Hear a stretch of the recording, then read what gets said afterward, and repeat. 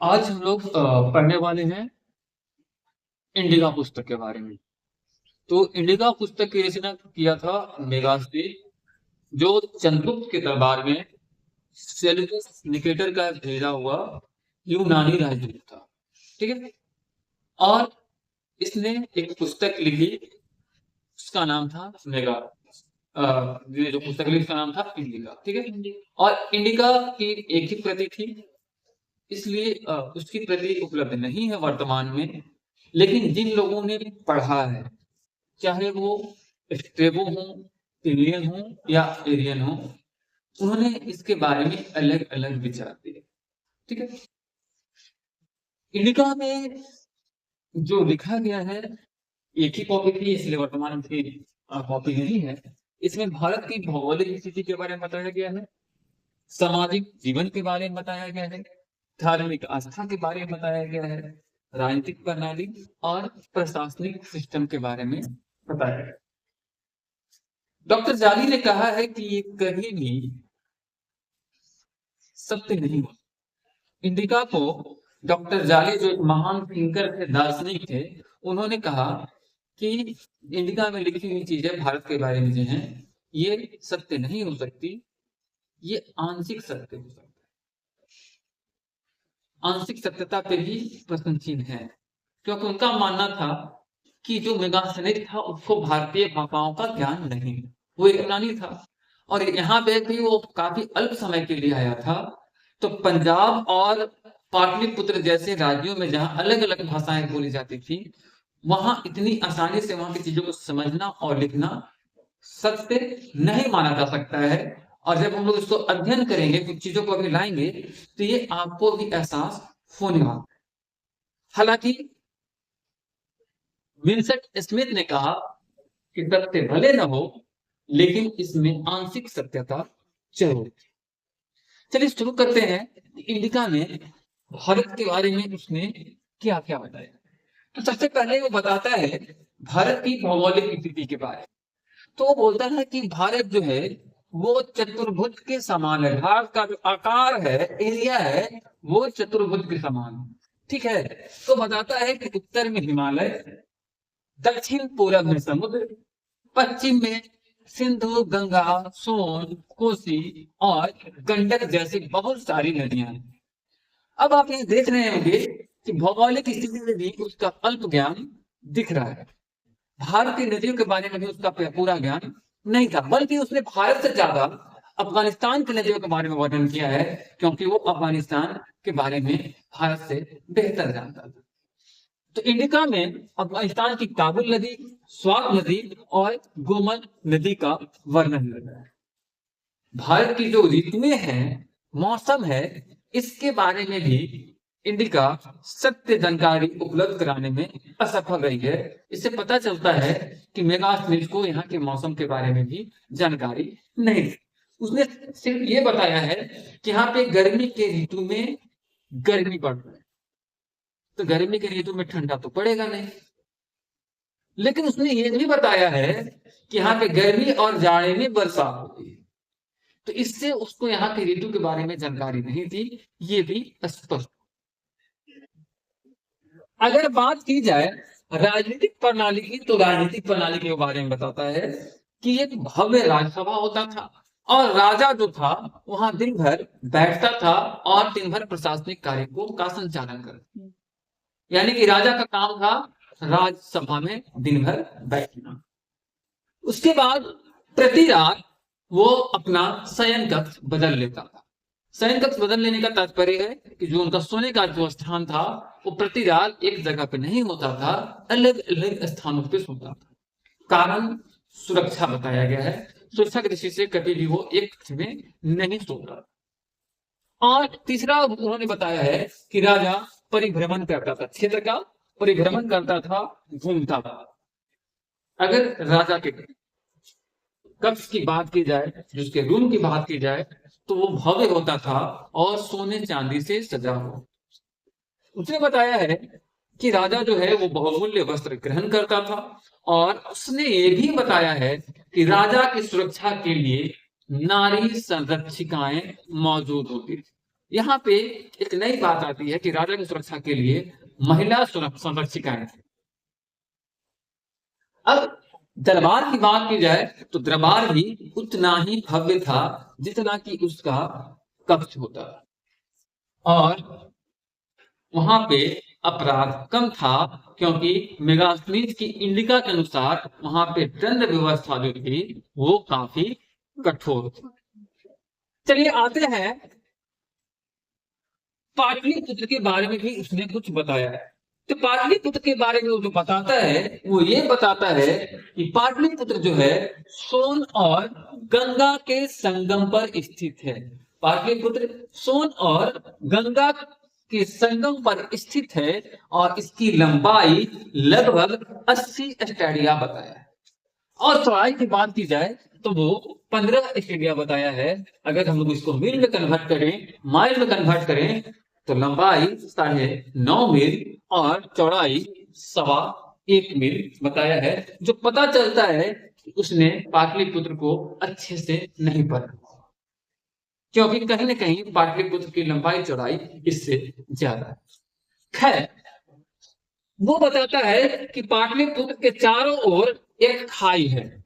खाई मतलब समझते होंगे, खाई है, और पगोडा की दीवार पर बुर्ज स्थित है। पाटलिपुत्र को चलाने के लिए नगर प्रशासन बनाया गया है और 6 समितियां बनाई गई हैं, और हर समिति में 5 लोग होते थे। वो समिति में कौन कौन सी समिति है, तो समिति के बारे में है कि उद्योग, विदेशी समिति, जन्म मरण का रिकॉर्ड, व्यापार पर नियंत्रण, बिक्री और बाजार में बिक्री किए गए वस्तुओं की शुद्धता की जांच करता, यानी कि डेट रिकॉर्ड, बॉन्ड रिकॉर्ड, यानी कि बर्थ सर्टिफिकेट से लेके मरने की सर्टिफिकेट तक का काम उस समय किया जाता था। विदेशियों के आगमन से लेके हर चीजों का ध्यान रखा जाता। मेगास्थनीज ने अपने इंडिका में बताया है, वहां पे एक वार ऑफिस था, युद्ध कार्यालय था, और इसमें भी 30 सदस्य थे, जो कि 6 मंडलों में विभक्त थे। 6 मंडल में एक था रथ विभाग, एक था पैदल सेना, यानी कि रथ सेना की देखरेख, पैदल सेना की देखरेख, हाथी सेना की देखरेख, घोड़ा यानी कि अश्व सेना की देखरेख, नौसेना की देखरेख, और उसके बाद एक और कमेटी होती थी जो रसद और परिवहन की देखरेख करती थी। यानी कि युद्ध कार्यालय में भी 30 सदस्य होते थे और 6 मंडलों में विभाग होते थे। अगर बात की जाए सामाजिक व्यवस्था की, सोशल स्ट्रक्चर की, तो भारतीयों का नैतिक स्तर बहुत ऊंचा था। भारत के लोग मोरली बहुत स्ट्रांग थे, ये कहना है मेगास्थनीज का अपने पुस्तक इंडिका में। यानी कि मेगास्थनीज ने कहा है कि भारतीय सत्यवादी होते हैं और ये मिथ्या का प्रयोग नहीं करते, मिथ्या नहीं, झूठ नहीं बोलते। मेगास्थनीज के अनुसार भारत का जो वर्ग विभाजन है वो 4 नहीं 7 वर्गों में विभाजित।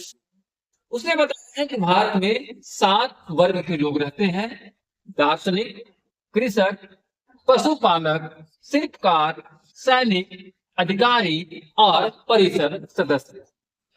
वो बताता है कि भारत में कठोर जाति बंधन है, यानी कि यहाँ पे एक सिस्टम है कि एक जाति का लोग दूसरी जाति में विवाह नहीं कर सकता है।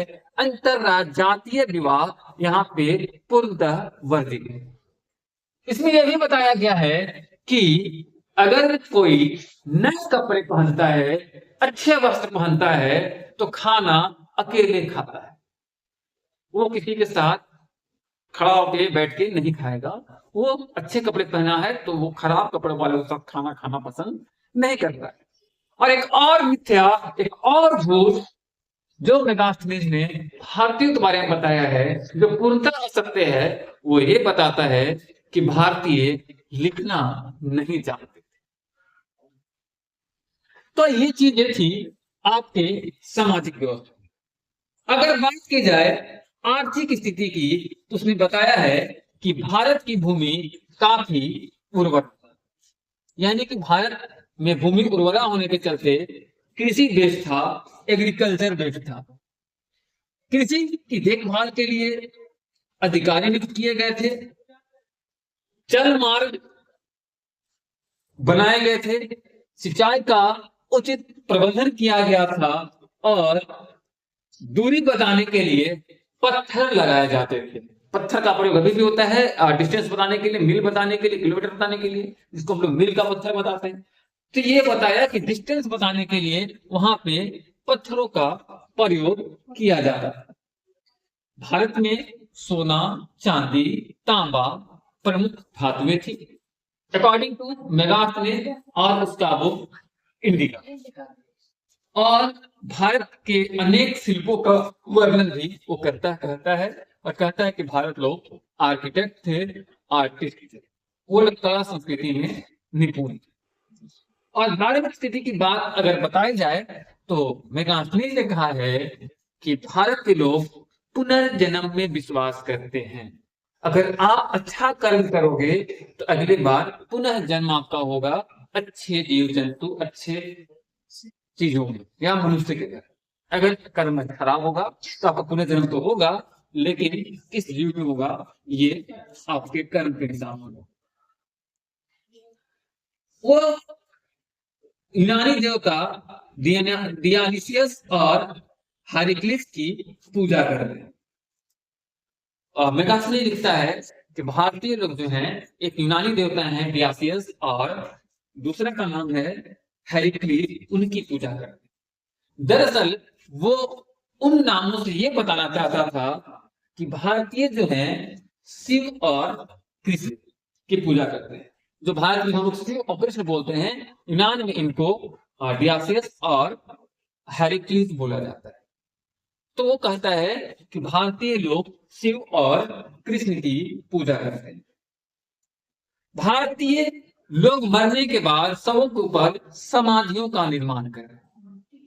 तो उसने भारत में शवों के ऊपर समाधि बनाने की परंपरा का भी वर्णन।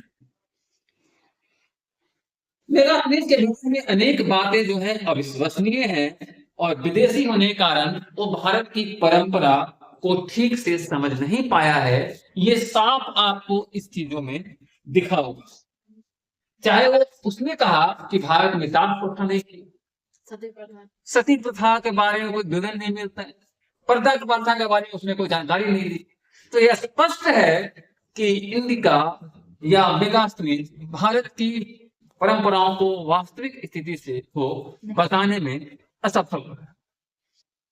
मिलते हैं क्लास में नए टॉपिक के साथ। आज में इतना ही। Bye bye.